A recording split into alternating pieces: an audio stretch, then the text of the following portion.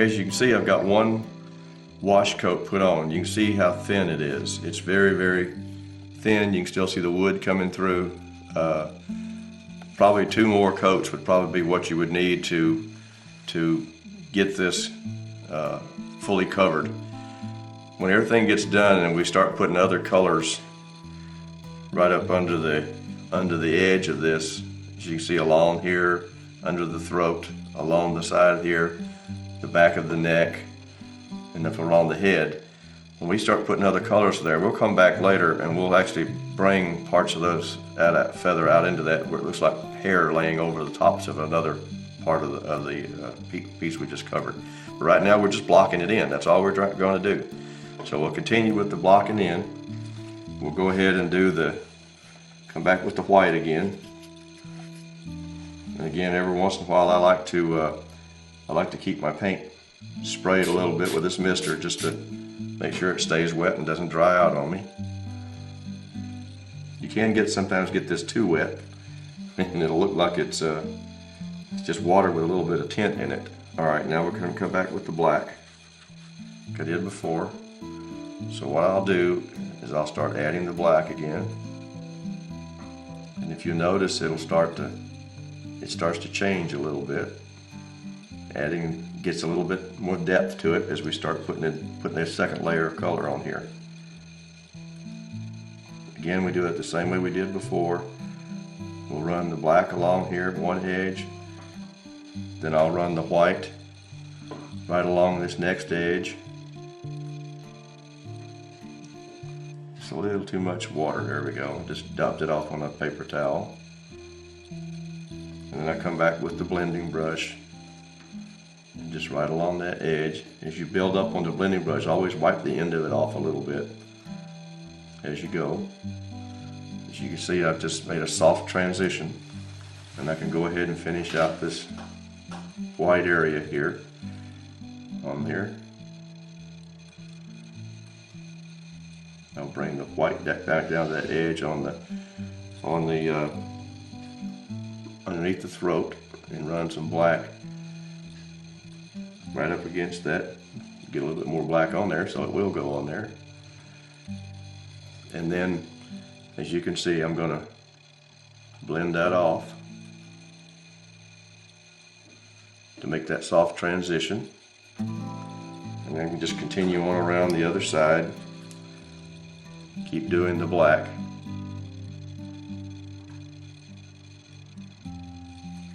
If you get a little bit off into some of the other areas that's not painted yet, don't worry about it, because it's going to all be pulled together later as we do this.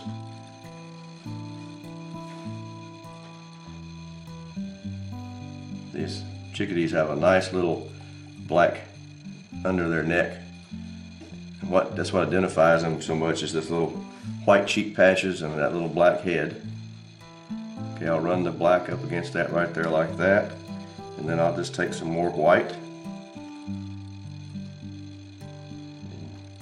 Do the same thing I did before, right down along the edge of that black. Blending in as we go.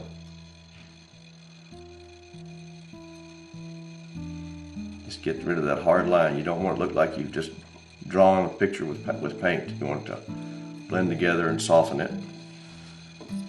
Then we'll continue up with the white. Again, since we were working with the white, we just put the white on instead of the black first like we did last time. Then I'll just run just a little bit of black right around this white edge again. Just like so. And then blend it off again.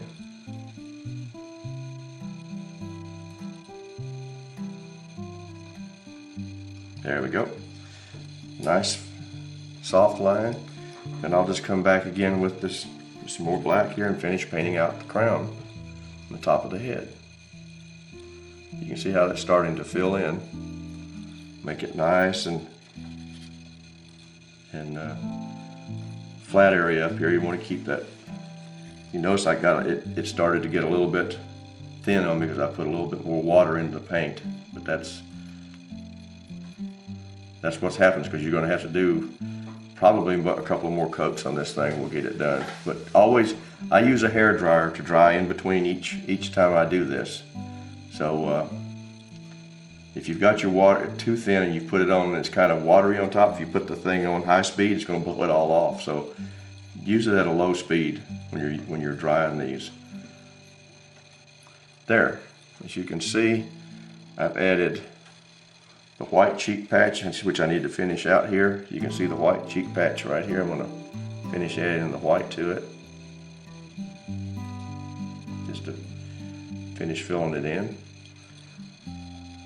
Now, as you can see, everything is just kind of soft blended. The top of the crown is done. The side of the cheek, which I just about missed over here on this side, that's done. So now I'm going to do it dry it with the hair dryer, and we'll see what happens when if we need another coat when we come back. Okay, this is all dried now, and you can see it's real thin. You still got wood surface showing through and the texture. So we need to go back and put another coat. You'll have to analyze this as you go, because to make sure you cover it up. You don't want the wood actually showing through. You want to be sure it's all got color. But again, you don't want to fill any of your texture lines as well. So what we're going to do is the same process we did earlier. Is we'll just go back with some more of the white. And we just repeat the process that we've been doing all along, and get the colors laid down and blended together. Again, I just start with the black again. You could start with any way you want to. I just start with the black because that's the easiest area to work with first. Just run a bead right across where the two separate, and then run some white. As you can see, it's starting to really fill in and get more of a color to it rather than having the wood show through. Get that around the edge, and then we'll just come in here and blend this in.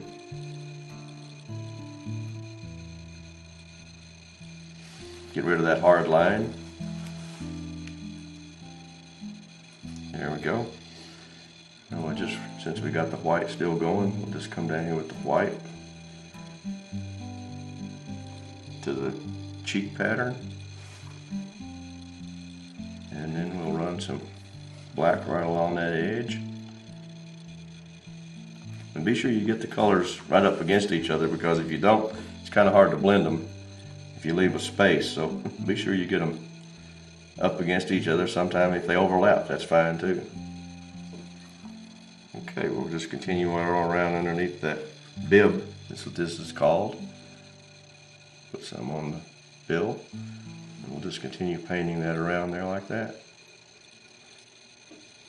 I think this is going to be the final coat we're going to need. So this is going to take 3 wash coats to fill this in. Okay, put that up against it. Get some white going here.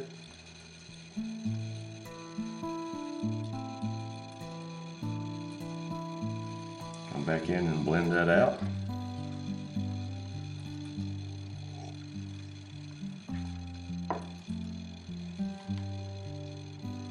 Like so. And just continue on. Filling in the white. Again, be sure, I can't stress enough to keep this paint thin, not real thick, because not only will it fill in your texture lines, but it'll dry like you just sprayed it out of a can or something, and your texture won't show through very well. So you want to make sure that you keep that nice and thin. Run that right around the edge of that together. Notice how I've overlapped the paints to make them blend together. Just go right around the edge, just softening that up, and then come back with the black and finish out painting the top of the head and the crown.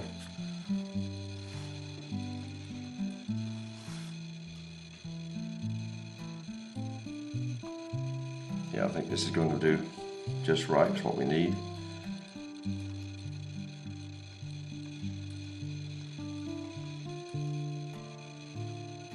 There we go.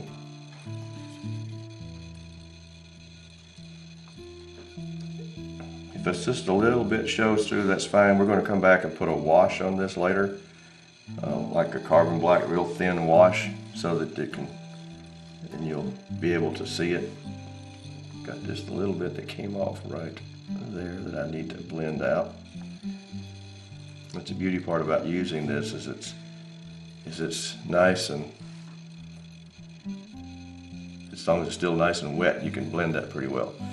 Now, as you can see, I've got the cheek pattern and the bib pattern are all done, and the cheek pattern on this side and the top of the head are all done. So now we're going to dry this up, and we're going to continue on with another part of the bird. All right, the next process we're going to do is we're going to paint the cape backside of the bird. Then we're going to paint part of the breast area where it runs into the flanks and the belly. They're all different colors. This chickadee has the black cap has what they call a slate greenish gray back. It has a little bit of a canvas white breast area, and this has kind of got like a little bit of a golden color brushed into that area. Well, a lot of birds you probably don't see that. You do see it on some. I kind of like to do it because it kind of adds highlight to the bird. You can use your own choice about whether you want to do that or not. But we'll go ahead and start mixing the colors for the bird, and I'll show you what we use as we go. For the first part here, we're going to use this we'll call this canvas white, and it's a little bit of color it's a little bit of warm white, which we got here, and it's a little bit of raw umber and ultramarine blue. Raw umber and a little bit of ultramarine blue. And what that does is that gives us this canvas white mixture put together. You use about 70% of this warm white and about 10%, or 85% of this warm white, about 10% of the raw umber, and just about 5% or a touch of this ultramarine blue. It kind of kicks everything down a little bit. So we'll start with the warm white. Like I said, you estimate these, I just put a little bit out on the palette like that, and maybe just a little bit more, and we can call that 85%. So use that as your judgment to go by. I said we used about 10% of raw umber.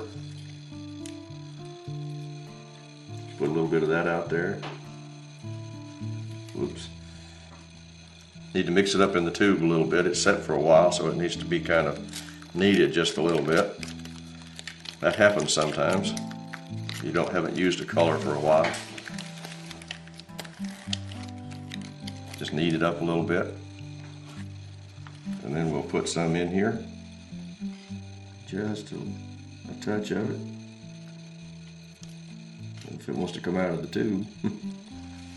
Okay, now that we've got the raw umber to cooperate, put just about that much in. It's maybe just a little bit much, but that way we can push some of that to the side, decide to come out on its own. And we just put just a little touch of this ultramarine blue, just like so. And again, we add flow medium to it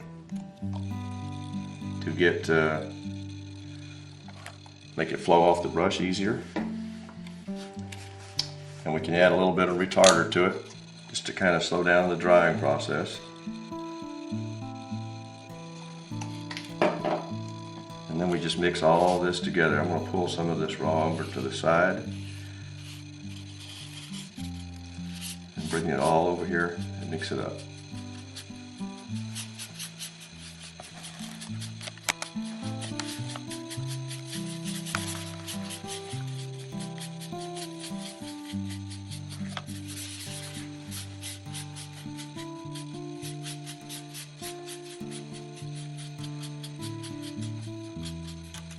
You notice this has gone too much to the blue side, so we're going to have to add just a little bit more white to it to knock it down to get to that slate color. or that canvas white color, I should say, not slate. There we go.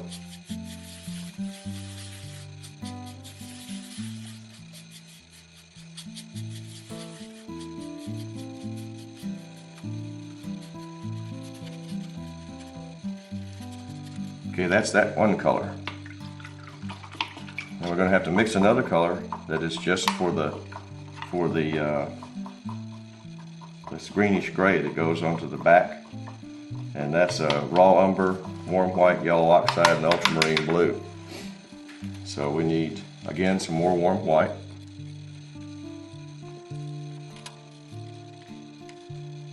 And it's quite a bit of that. It's about 50% of that warm white goes on there, and probably about 30% of your raw umber.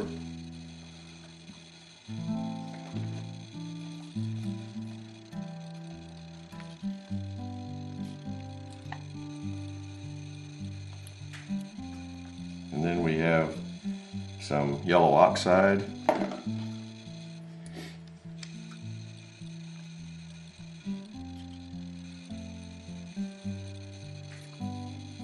And then just a little bit of ultramarine blue again.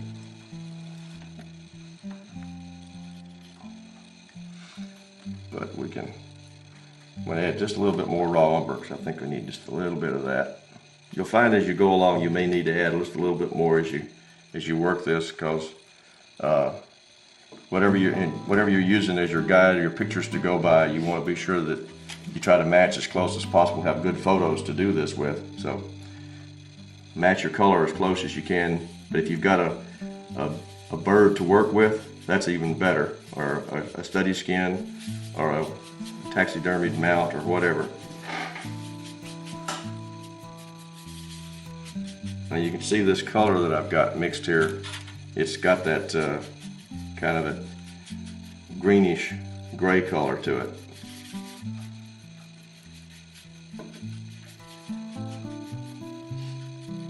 Okay, that's that one for that particular color.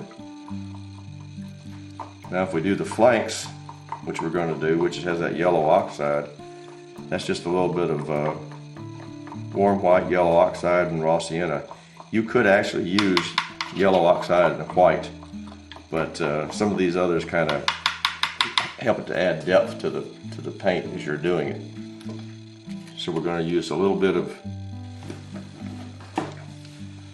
this warm white. I'll turn this around so you can see there. It's a little bit of warm white.